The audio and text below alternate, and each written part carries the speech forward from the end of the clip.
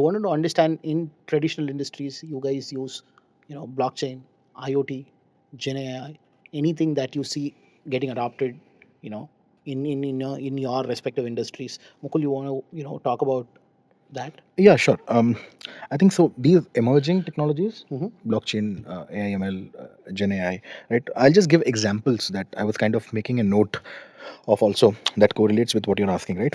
So take blockchain for instance, right? Its ability to provide a transparent and secure ledger has the potential to revolutionize different industries also. Okay, and like logistics, finance, enabling seamless transactions and eliminating any inefficiencies. So blockchain can be used for that, right? And also, like I spoke earlier as well, right? The membership agreements, validation, invoicing, all of those blockchain can actually be there used for encryption, safety of data, right? That's something because a lot of time co-working spaces use third-party applications and tools to be able to automate a lot of their processes, right? So they are privy to sending out or rolling out a lot of data which is confidential in nature. So that's where blockchain can come in. Second is IoT has transformed a lot of industries like manufacturing, also office spaces, workspaces as well, right? Healthcare, and enabling real-time data collection and analysis.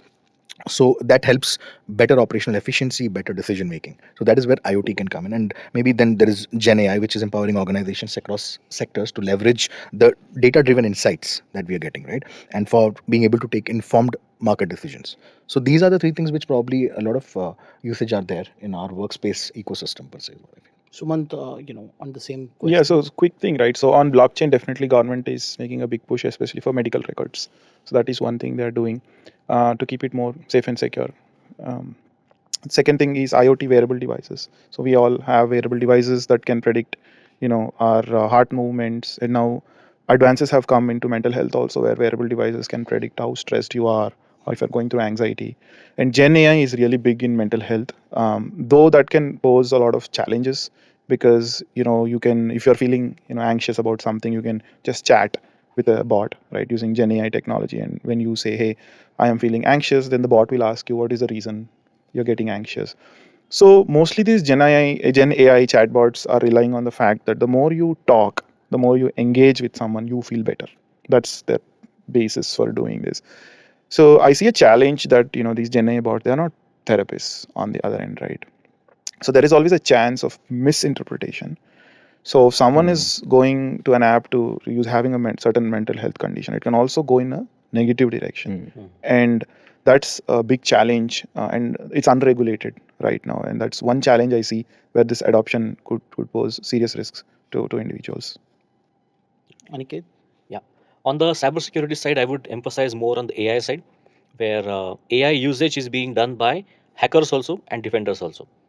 Where earlier people used to write phishing emails and they used to make spelling mistakes. They used to make basic errors because they are not native English speakers. Because of ChatGPT and other AI tools, now they can write more convincing phishing emails to lure people into investing money or things like that. In terms of defense, a lot of defensive tools have now AI embedded as a part of their detection systems. To take one example, Microsoft has come up with Copilot.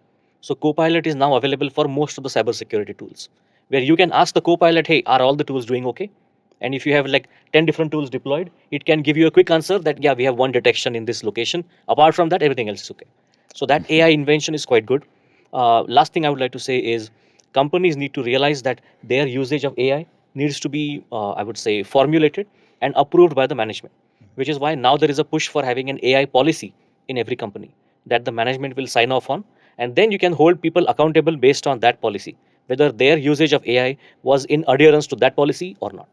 Yeah, because a lot of information, like you were mentioning earlier as well, right? That information passing happens. Like, for example, I just say that, okay, these are the financials of my company. Can you please summarize it for me? Exactly. Right? Yeah. And tell me what should be the next course of action. And I'm the CFO of the company or a Correct. finance accountant, right? And he comes with amazing things, but you parted out a lot of information. Yeah. Yeah. Yeah. So, yeah, very true. So I see in HR, especially, what I see is that blockchain could be a game changer because there are a lot of things, especially happening in India, which is very very concerning. That people take up multiple offers, people don't join. So if the company, from I've been talking from a candidate's perspective, but talking from a company's perspective, right? If I rescind the offer one day before you join, it is frowned upon. It is not considered ethical. Yeah. But then a candidate has in his all might can come back to you and give you 12 hours before say that I'm not joining. Correct. And you have to replan it. So this is one part where if people know how many offers are there and how many times this candidate has acted in default, that will give us a sense of what is a candidate's credibility.